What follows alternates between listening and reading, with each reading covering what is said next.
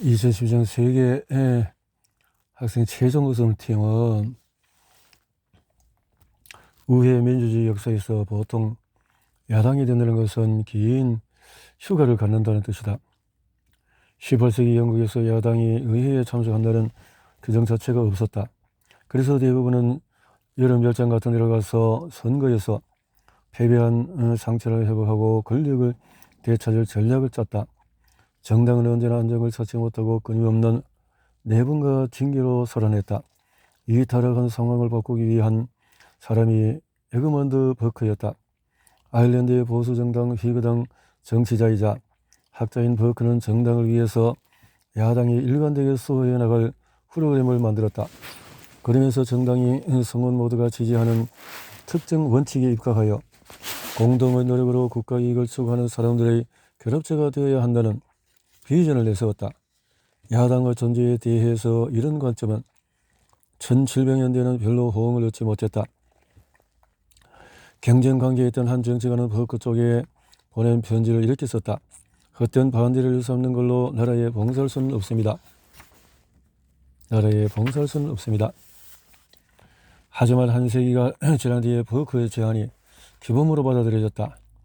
대한정부나 국왕의 충성스러운 반대자 같은 말이 정식으로 사용되기 시작했고, 야당은 섀도우 캐비닛을 구성하고 의회의 공식 안건에 영향을 미치는 특권 등을 공식적으로 부여받았다.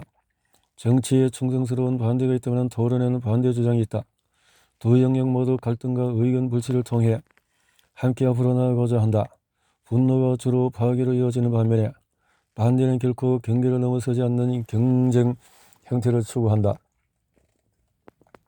델핀 임피리얼 호텔에 우리의 재소집을 알리는 벨이 울렸다. 청중이 다시 들어오고 두 팀이 두 무대 양쪽 끝에 모였었다. 장내가 조용해졌다. 앞줄 앉은 브루스와 부모님은 얼굴을 잔뜩 찡그린 채 기대감에 부풀어 있었다. 개인별 성적이 먼저 발표됐다. 나는 웨스트 스피커로 호명됐고 파넬레가 2등이었다. 나는 무대의 건너편을 향해 고개를 까닭했고 파넬레도 똑같이 했다. 하지만 우리 둘 다 그 순간을 즐기기에 너무 초조했다. 얼마나 떨리는지 서로 쳐다보기가 힘들 정도였다. 이어서 큼직한 체크무늬 치마를 입은 나이 지긋한 스코틀랜드인이 트로피를 들고 무대로 나왔다. 가느다란 은색 트로피에 장내가 설렁했다. 청중은 바짝 앞으로 당겨 앉았다. 떠나는 날 아침 식사 후 로비에서 나는 에스와티니 왕국팀 주장과 마주쳤다. 낡은 운동복 셔츠와 바지를 입은 파넬레는 한결 편안한 표정이었다. 그는 내게 어느 대학에 가느냐고 물었고 나는 하버드라고 대답했다. 파넬레는 로비 반대쪽에 있는 사람이 고개를 들려 쳐다볼 정도로 크게 웃었다. 누가 알아? 혹시 미국에서 우리가 한 팀이 될지. 사장에서 수사법, 감동이라는 무기 혹은 전략, 마음을 움직이는 법, 우리가 새로운 무언가를 만들어야 한다는 뜻이었다. 사람들의 손을 잡아 끄는 대신에 그 손을 가만히 잡는 말하기 양식을. 그날 오후는 시작부터 좋지 않았다. 폭우에 천둥까지 치는 바람에 3시 반으로 예정된 캠퍼스 축하 행사가 차질을 빚었다. 미국 전직 대통령 부부가 참석하기로 한 VIP 파티도 무산되었다. 행사가 시작된 것은 5시가 다 되어서였다. 수학자이자 성직자기도 한 총장이 기도로 개막식을 열었다. 연설은 라틴어로 이루어졌다.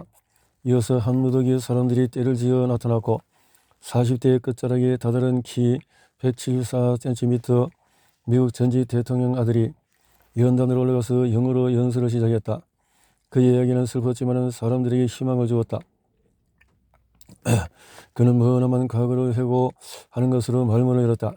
그에 따르면 근세 유럽에서 문학과 학문이 부흥했을 때 엘러 컨스라는 미우즈가 천년의 잠에서 깨어나 세상이 바뀌었음을 확인했다. 엘러 컨스는 사라져버린 지위를 되찾으려 노력했지만 만만치가 않았다. 그가 가장 좋아하던 언어들은 자취를 감추었고 사람들은 그가 하는 말을 알아듣지 못했다. 아주 오래전에 로마 공화국이 몰락하면서 시민들을 설득하던 말이 독재자를 숭배하는 말로 바뀌는 동안에 묘줄 몸이 떨리고 피로하고 마비가 오는 등 쇠락의 징후를 느꼈다. 이후에 몇백 년을 간신히 버티다가 암흑시대가 시작되자 결국 혼절하여 오랜 잠에 빠져들었다.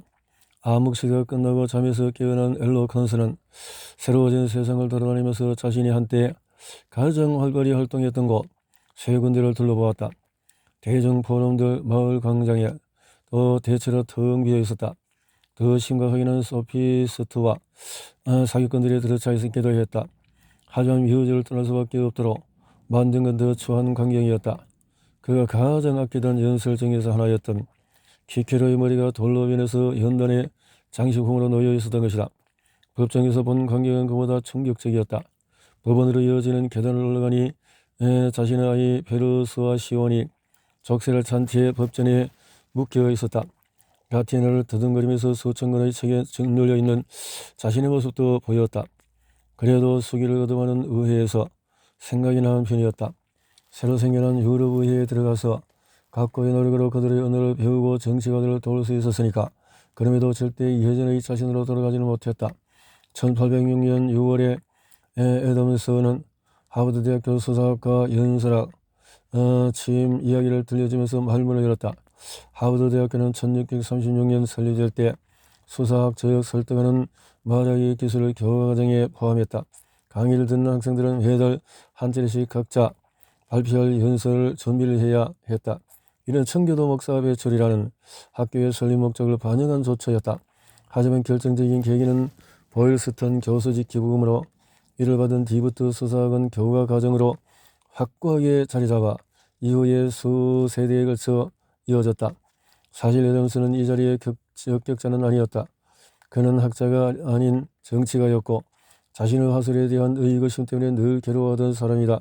그는 일기에 자기가 말이 너무 느리고 머뭇거리나 말이 엉기는 일이 잦으며 항상 정확하지 않은 단어로 문장을 마무리한다고 자책했다.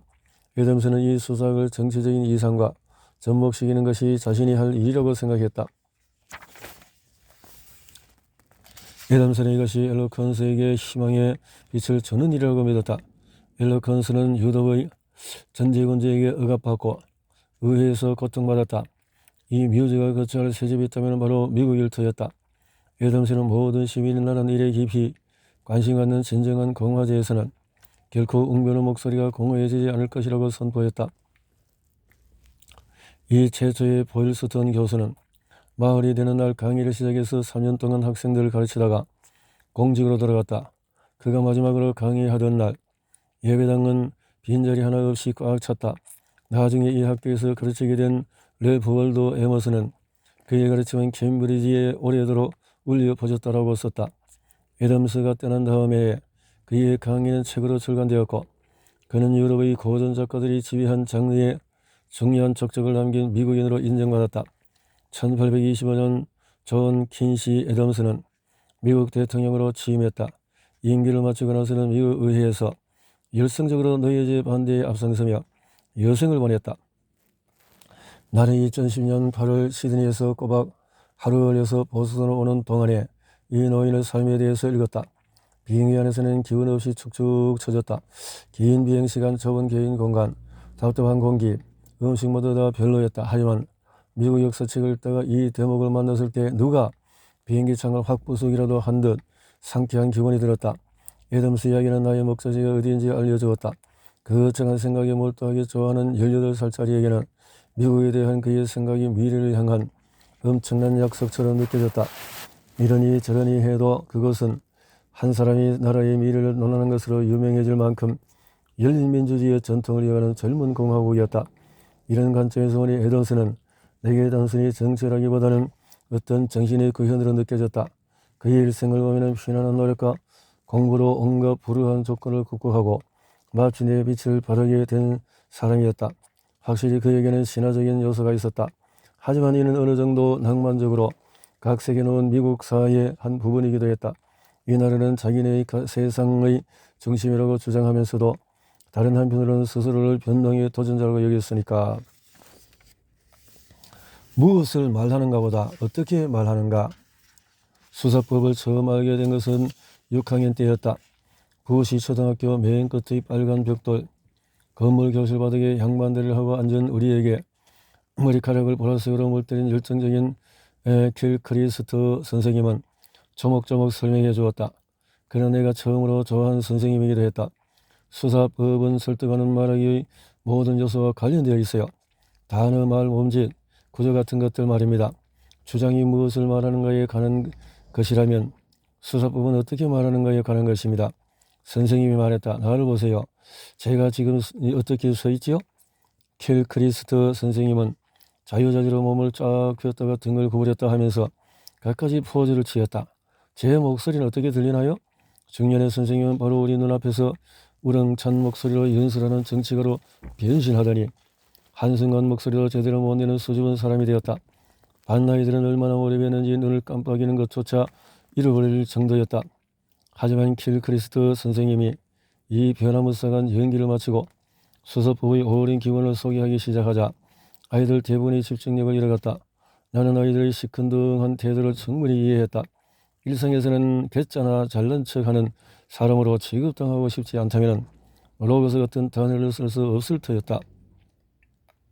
하지만 내게는 선생님이 내뱉는 단어 하나하나가 당장의 관심사였다. 그 전까지는 말하는 방식이 그 전달력에 영향을 미친다고 내게 알려준 사람이 없었다. 국제전화. 2006년인 그때만까지 해도 영어를 배우긴 했지만은 억양, 발음, 관용구의 미묘한 차이 때문에 이방인이라는 티가 났다. 나는 내 생각에 다른 아이들보다도 절대 시시하거나 가치가 덜하다고 여기지 않았지만 그것이 제대로 받아들인 것은 또 다른 문제라는 것을 알았다. 나라서는 타고난 재능이 아닌 교육을 통해서 소사적 기력을 얻을 수 있다는 사실을 부정할 이유가 또한 전혀 없었다.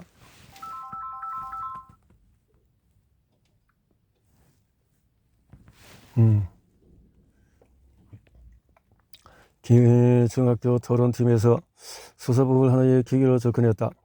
바학과 중학교 코치들은 대단한 전달력을 기대하지도 않았지만 그렇다고 허술한 전달력을 용인하지도 않았다. 우리로 하여금 연습에 연습을 거듭해 나쁜 버릇이나 산만한 말버릇을 고치도록 했다. 그 방법은 이러했다. 숫자 세기. 다른 사람 앞에서 아무 주제로나 1분 동안 말해라. 상대에게 당신이 그 나쁜 행동을 몇 번이나 하는지 세워달라고 해라. 그 행동을 한 번도 하지 않을 때까지 반복해라. 재시작. 아무 주제나 1분 동안 말해라. 그 나쁜 행동을 할 때마다 그 문장을 다시 시작해라. 문제없이 깔끔하게 할 때까지 반복해라. 벌칙. 다른 사람 앞에서 아무 주제로나 1분 동안 말해라. 그 나쁜 행동을 할 때마다 상대방에게 벌칙을 주도록 해라. 벌칙을 한 번도 안 받을 때까지 반복해라. 벌칙을 안 받을 때까지 반복해라. 교실에서는 수사법에 대한 논의가 과장과 간접으로 흘러간 반면에 토론팀에서는 명료화하는 접근법을 취했다. 우리는 무조건 이해했기 때문에 언어와 말에 신경을 썼다. 말하기 훈련은 지루했지만 열심히 하면 웅변소리 들고 사람들이 귀 기울여 듣게 만들 수 있었다. 그렇지만 해도 나는 훌륭한 수사법을 배우려는 노력이 나를 더 넓은 세상으로 데려갈 줄 뿐 아니라 하버드 대학교 과연 내가 속할 수 있을지 의문을 가졌던 곳들로 나를 데려다준 짧은 토론 인생에서 중요한 이정표가 된 곳, 합격이라는 선물을 안겨주리라는 사실을 알지 못했다. 2013년 8월 26일 아침에 커다란 짐 가방 2개를 끌고 하버드에 들어선 순간 나는 킬크리스트 선생님의 수업을 듣던 내가 결국 여기까지 왔구나 실감했다. 대학 악단의 합리 소리조차 그 광채를 흩뜨리지 못하는 아름다운 늦여름날이었다. 내가 배정받은 기숙사는 스트라우스 홀 4층짜리 컬러리얼 양식 중앙마당 끝이었다. 나는 3명의 룸메이트 중에서 조나를에게 끌렸다. 조나는 날카로운 푸른 눈과 붉은 머리카락으로 눈에 확 띄는 외모의 운동선수처럼 탄탄한 몸매를 가졌지만 몸짓과 움직임에서 나타난 온화함이 풍겨 나왔다. 분홍색 벽에 경쾌한 음악이 끊임없이 흘러나오는 멕시코 음식점 보디 카페에서 룸메이트 가족끼리 점심 식사하는 동안에 격식을 차린 대화가 지겨워진 나는 정치 이야기로 전화를 슬쩍 찔러버리겠다. 나는 미국 진보주의자들이 정치 후원금 모금에 운동에 지나치게 예민하게 군다고 생각해. 사랑하는 것 방법으로 자신의 정치적 대의를 추구해 돈으로는 왜 안 돼? 사실 나는 토론회에서 한 적이 있는 이 주장을 그다지 진심으로 믿지 않았지만 이야기를 계속 끌고 나갈 수 있을 것 같았다. 다른 두 룸메이트는 얼른 자기들끼리 다른 이야기를 시작했지만 전화는 손에 들고 있던 캐사디아를 접시에 내려놓았다. 너 그 말 진심이야?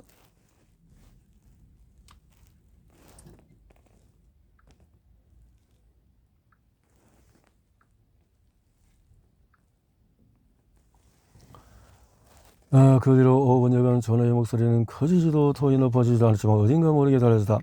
다급하게 묻어나는 진지한 목소리의 말투는 논쟁적이보다는 설명적이었다. 그는 향수를 쫙 펼치며 일말의 비꼼도 없이 정인이 공정인이 하는 말을 했다. 그래 그래서 우리가 이런 거에 예민하는구나.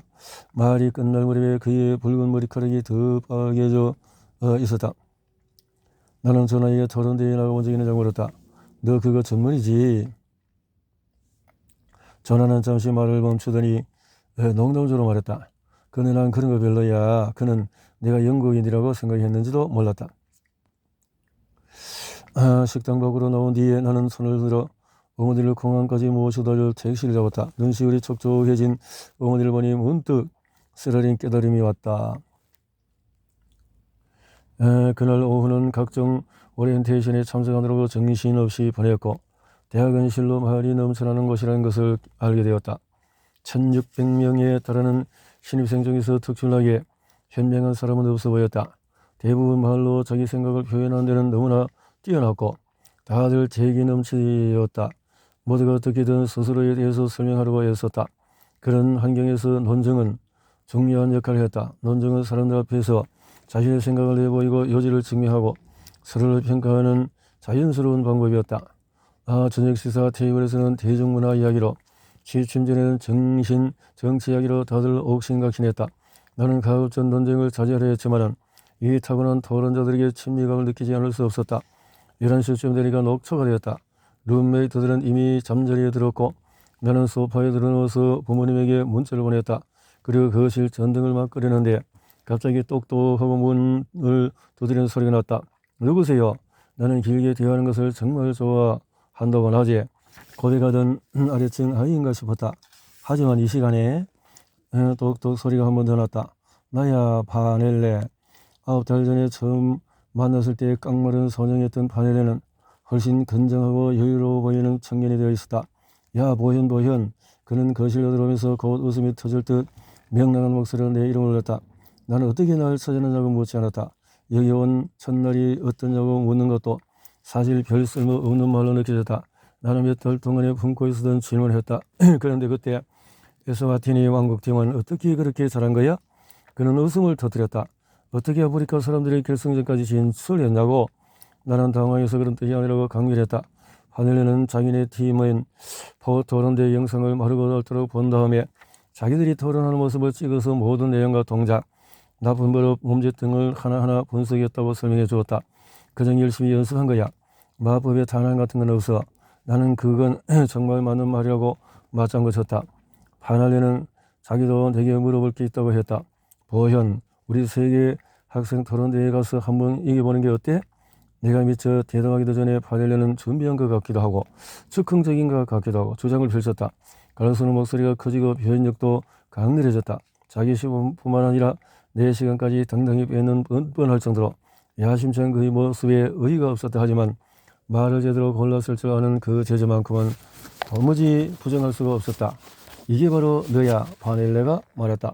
그 말을 귀기로 듣고 있자니 나를 여기로 데려다 준 것이 이곳을 잘 통과하게 해줄 수 있겠다는 생각이 들기 시작했어. 그래서 끝없이 토론하고 토론 속에서 이런 대화가 가는군요.